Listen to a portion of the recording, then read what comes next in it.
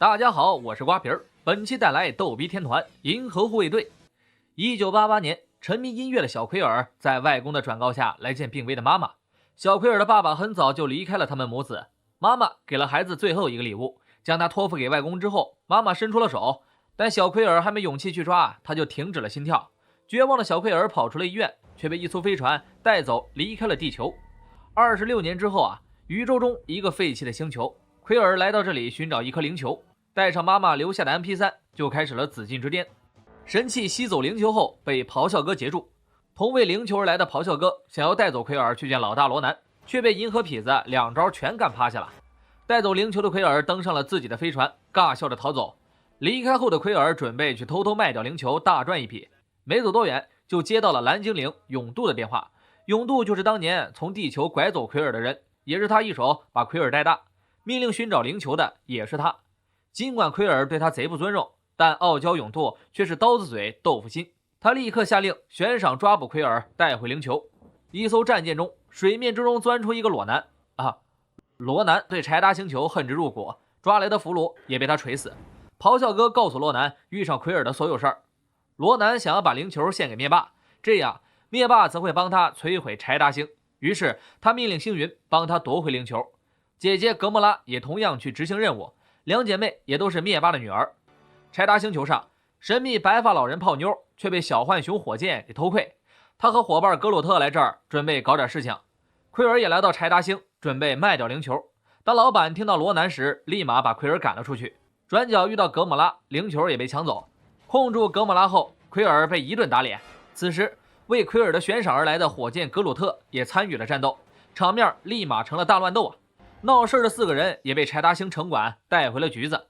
局子里，官方挨个介绍了一遍人物：格莫拉，灭霸的养女，与妹妹星云近期为罗南效命；火箭，非法基因实验出来的生物；格鲁特，奎尔，开头介绍过吗？4个人被送到了重犯监狱。格莫拉告诉几个人，他抢走灵球为的是自己，不是罗南。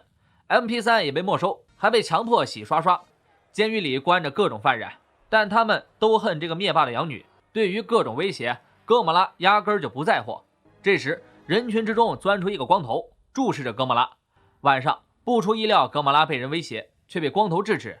光头人送外号毁灭者，艺名德拉克斯。光头的老婆孩子都死在了罗南一行人手下，他想要血债血偿。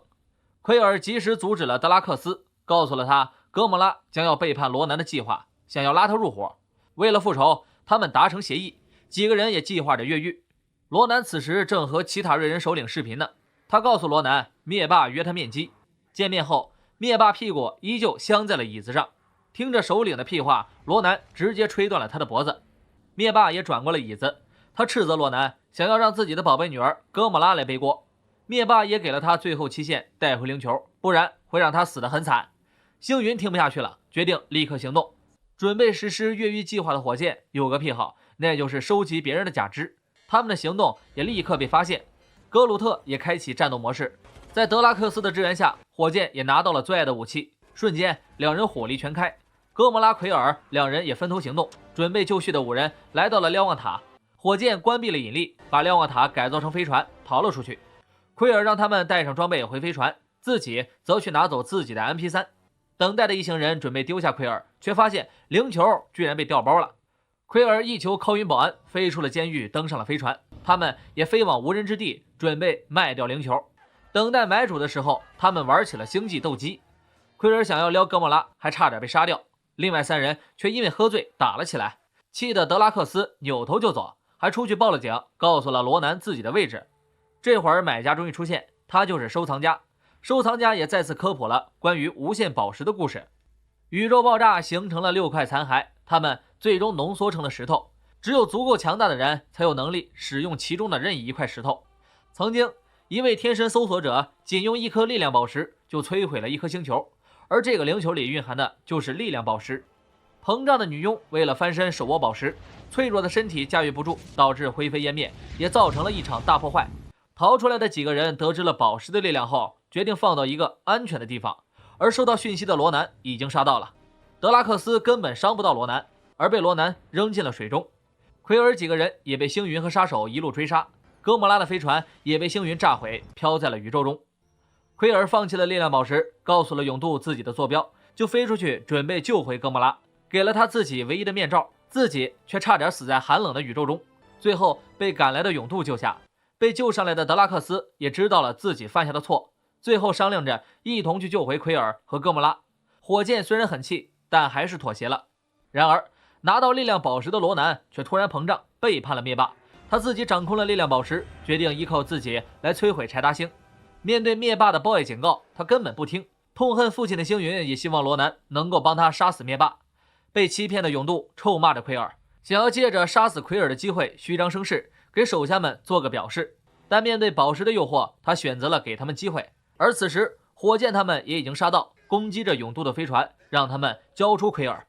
被奎尔拉进来后，所有人都对于宝石如何处理有了不同的意见。奎尔的一通嘴炮说服了所有人，和他一起阻止罗南。哥莫拉和奎尔告诉了永渡他们的计划，所有人进攻罗南的飞船，他们则找机会进去杀死罗南，夺走宝石。计划分配完毕后，所有人倾巢出动。柴达星也收到了奎尔的警告。罗南大军此时已经来到了柴达星上空，如果他落地，在力量宝石的作用下，会瞬间毁灭这颗星球。面对罗南的防护罩，所有人绕到下方攻击，罗南军队也都全军出击，双方开始空战。永渡也被敌人击落。此时柴达星的军队也赶来支援，奎尔一行人也因此成功进入战舰内部。为了阻止罗南着陆，柴达军队组成了人体防护罩来抵挡战舰，大家也在格鲁特的照明下慢慢深入。突然杀出来的星云想要装个逼，被德拉克斯一发 RPG 教做人，而迫降的永渡遭到了敌人的围攻。随着他的口哨响起，腰间的哨箭再次飞了出来。几声口哨过后，所有人被贯穿了心脏，瞬间爆炸。星云也因为个人恩怨与哥莫拉开战。此时柴达星已经遭到了罗南军队的进攻，火箭及时杀来，救下了市民，与永渡军团守护着地表的安全。奎尔几个遇见了咆哮哥，打了起来。德拉克斯直接手撕了咆哮哥，格鲁特也把敌人穿成羊肉串来回甩卖，最后露出憨厚一笑。护卫队的防护罩也在罗南宝石的攻击下瓦解，眼看罗南等人已经无法抵挡，一直阻止哥莫拉的星云也被踹到了边缘。面对姐姐的好言相劝，他选择了拒绝，抢了飞船逃之夭夭。他们也杀到了罗南面前，奎尔一手夺命导弹轰炸，罗南却毫发无损。暴怒的德拉克斯再次被蹂躏，火箭却开着飞船冲了进来，撞飞了罗南。战舰也失去了动力，迅速下降。走投无路的所有人眼看就要随着坠落而身亡，格鲁特却用自己的身体保护住了所有人。火箭不想失去自己的伙伴，掉下了眼泪。那一刻，他们都是格鲁特。战舰坠毁地面，格鲁特也只剩下树枝，但罗南还是走了出来。在宝石的力量下，所有人无能为力。罗南的一番中二表演后，举起了锤子，准备毁天灭地。奎尔突然的尬舞让罗南不知所措，越跳越激情，罗南是越来越懵逼。不停尬舞的奎尔成功吸引了注意力，让德拉克斯和火箭炸毁了他的锤子。奎尔也冲下去，准备夺下宝石。手握宝石的奎尔即将被力量吞噬，格莫拉伸出了手，让奎尔想起了妈妈。这次鼓足勇气的奎尔抓住了格莫拉，兄弟们也一个一个抓住了奎尔，想要一起分担这强大的力量。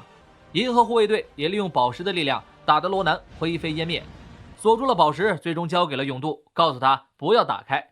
抱着格鲁特的树枝哭哭的火箭被德拉克斯顺了顺毛。银河护卫队也决定将真正的力量宝石保管在柴达星。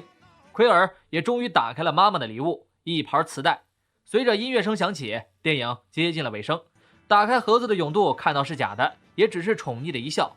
银河护卫队也再一次前去守护宇宙，小格鲁特也尬起了舞。影片中损失惨重的收藏家被霍华德怪鸭吐槽着。好啦，欢迎订阅瓜皮的栏目，下一期复仇者联盟2不见不散。